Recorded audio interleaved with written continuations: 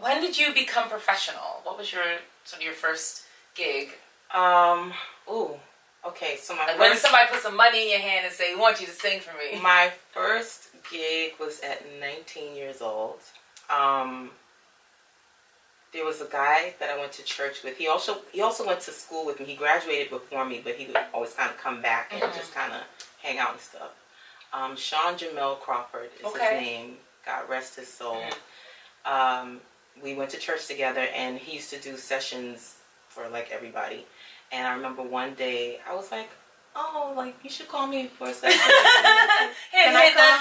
Wink, wink. Can I come to one? Yeah. And he was like, "Yeah, I'm gonna call you. I'm gonna call you." And he did. Like, I think it was like a Sunday that I asked him, and then that next Friday he hit me up and was like, "What are you doing? Like, come out to Long Island." And I took my little young tail on the Long Island Railroad for like an hour and a half. I was like, "Ma, I'm going to Long Island. I'm going to a session. I'm going to sing." And went out there. When I walked in the room, Kelly Price, Melanie Daniels. This is before they were Kelly Price and Melanie Daniels. Okay. But these were the kind of people that were in the room. This and was pause, the if you guys don't know who Kelly Price or Melanie Daniels is, I need you to look them up. Google. But Kelly Price she's her own amazing, renowned recording artist.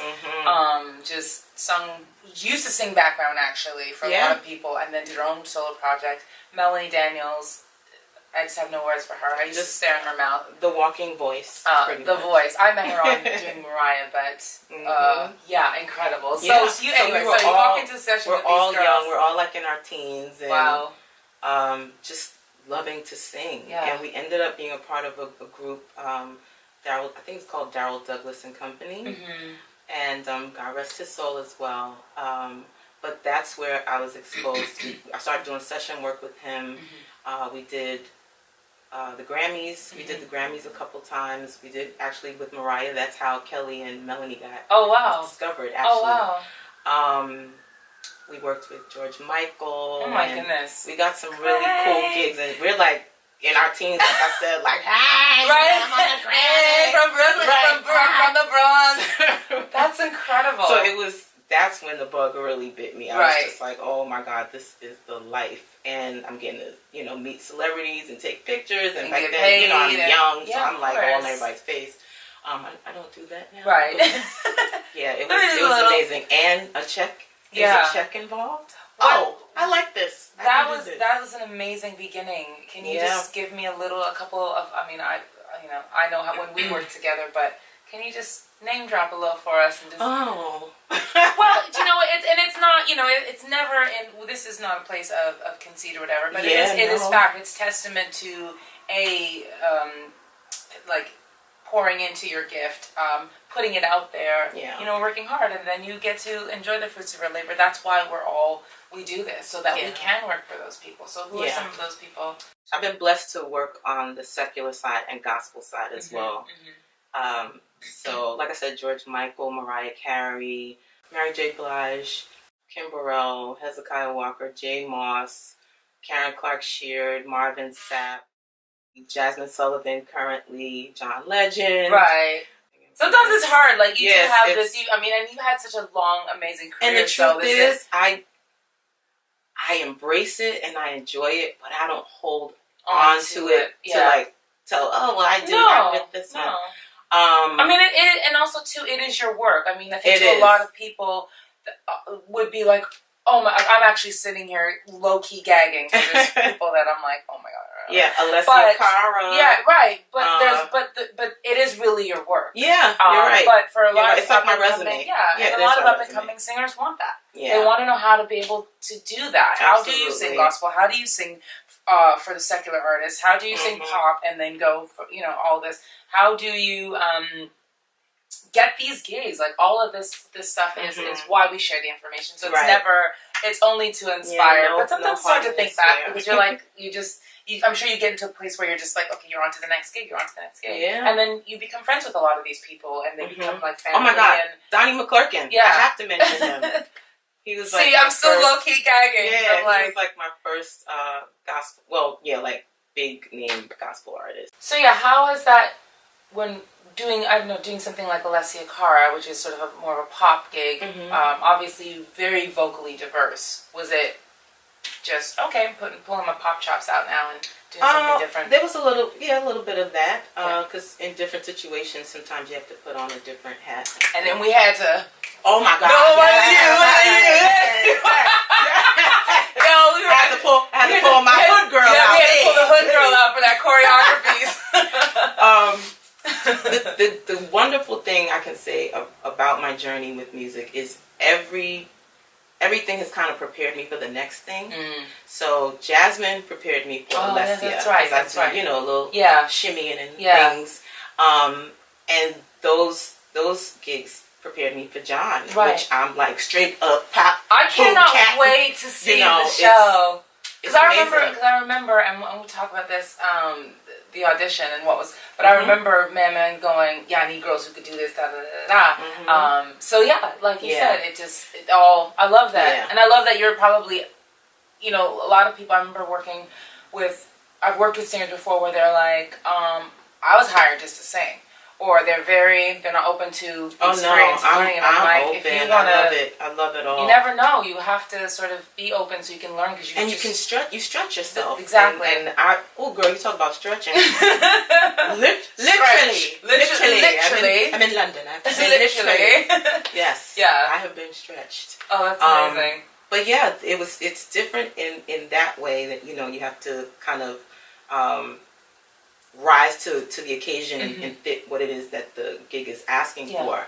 And also, if I can just be straight up, 100, the level of professionalism from gospel to secular is different.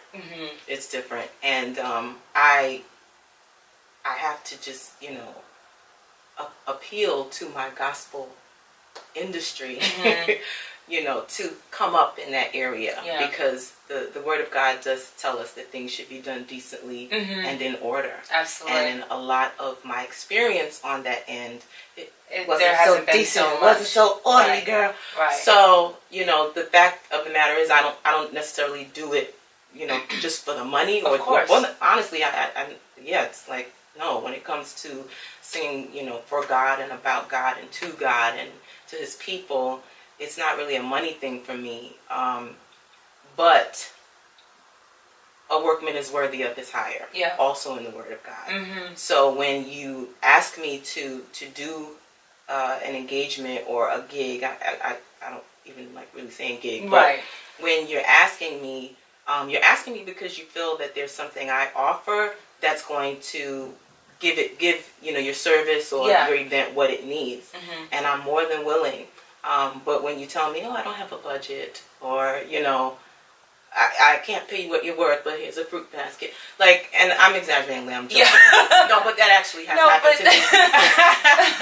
But when you do that, it's, I don't think people realize that it can be insulting. Yeah. Well, I'm sure there's a level of that is okay, but I think when that, in the beginnings and on certain levels within that sort of gospel or church world, but I think then when you get to other levels, that attitude has to change, and then it does carry over. I mean, even at my church, like, I'm very grateful because there's a lot of professional musicians that work in the industry. So when we come back to church, our MD, and he's professional too, but he knows we don't play that, like we don't do, and I have actually struggled with that because I'm a professional singer. Yeah. When I come back to church, I'm like, I just expect a certain standard. So we definitely have to we do need better, to step it up, do better, just treat people right, and it doesn't even have to be a monetary thing. No, it's just it's business in order and treat people right. Yeah. Getting back to the audition, so I wanted to talk a bit about your audition experience. Yeah. Because as I said, while I was doing this piece in LA and interviewing all these hopefuls, you was already being considered. Just not knowing that you. So can you tell me about your audition experience? For me, I'm thinking, okay, Ayana George, resume, creds, just like, that someone like you would have to audition. Look. And there's good and there's I think that's okay. I'm absolutely. That we shouldn't have to. But before we get into that, tell me about what that experience was like. Well, was there hundreds of girls? There were. Was it a big old catacomb? There were. While LA was in the heat, we were in the cold. That's right. It was freezing never mind. out there. Yeah, okay. We stood out in that cold. There were hundreds of girls. Wow. I'm not sure how many came out altogether, but that line was down the block, around the corner, and down another block. It was crazy. I have never really auditioned for anything before, which is absolutely crazy to me. But with this, when I saw the advertisement on Instagram. And 7 people sent it to me like, girl, you need to go. And I was like, I don't know, because funny thing, like for a very long time, I would turn down secular opportunities because I was like, well, they're not singing about Jesus. I don't get to say Jesus. I don't know if that's right or wrong or what, if I'm doing something right. And I don't want to make this like a long drawn out answer, but I'm just telling you like my truth. That's okay. I have come to a place or a more awareness of God, and my relationship with Him has taken on just I'm in a beautiful place with Him. I'll say that. Yeah. So a lot of the limitations and things that I forced on myself, and that I kind of let the church put on me as well, I've kind of let go and allowed God to direct me on what's for me and what isn't for me. Yes, directly. If He tells me don't move, I'm not moving. Right. If He tells me that's where you need to go, then I'm going. Yeah. With this experience, not to make it super deep, but I got the text everybody sending me, and I'm just like, you know what? I am in a place in my life now where things that scare me, I kind of run toward them now. Yeah, wow, that's amazing. Initially, I've walked in with fear for so long that it's almost automatically my first reaction to everything. Someone's like, hey, you should go up and sing. No. And then I'm like, well, you know what? Yeah, I kind of want to, you know? So with that, initially I was like, nah, I don't think I should do it. I've never really done an audition. It's all these young girls, pretty good. Yeah. But they don't want me. Yeah. So I was like, nah, go for it. Just do it. Do something you haven't done before. Do something that scares you, because that fear also, it ignites something in you. So I went for it. I went to the audition. And honestly, my initial reason was just to do something I hadn't done before. I didn't know what the audition process was like. But even just taking the step towards doing something, there's victory in that. And there's something to be proud of. Absolutely. Everyone gets these nerves. I mean, even the best, the most professional has these, these things that the butterflies and all that. We're promoting abolishing fear. Yes, abolishing fear and still going for it. And knowing that even in the audition, like a friend of mine posted on her Insta, she's an actress in Toronto, and she's adorable picture, and she's like, I think she was just like, yes, this is a picture of her like this, and she was like, the face you make when you don't know if you got the gig, but you nailed the audition. Like, you feel good that you did a great audition. Yeah. You're just proud of yourself for doing that. Absolutely. And I was like, that's how you need to feel. That's right. So you need to prepare. Did you prepare? What did you sing for the audition? I sang Nina Simone, "Feeling Good" for the first audition. Wow. And then you had to do some John Legend material. Well, for the callback. Yeah, for the callback, we did John stuff and we did choreo. Yeah. Okay. Yeah. Nice. And how was the choreo? Oh, it was great. You was sitting in it. You was sitting in it. It was great. I started to say I knew that I was the oldest one in the room. Okay. I was one of the thicker girls in the room. Okay. At that time I was wearing my short, taper fro.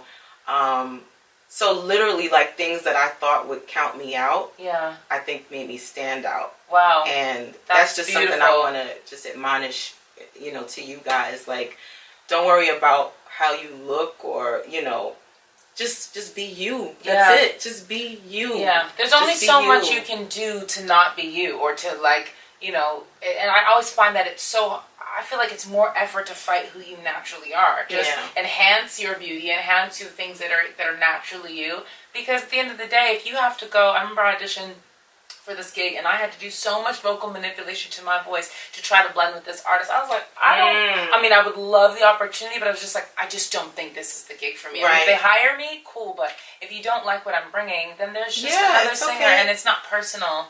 And what's for you is for you anyway. You don't Absolutely. Get that one. What's for you, you will have. Absolutely. Yeah. What do you think about auditioning opportunities?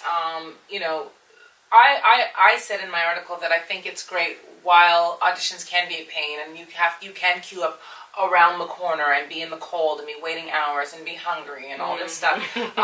So castings and submissions and direct bookings and things like that, I'm always a fan of. But what do you think about these sort of cattle call auditions? And also, there's a lot of, I get a lot of people will ask me now, can you send me their Insta?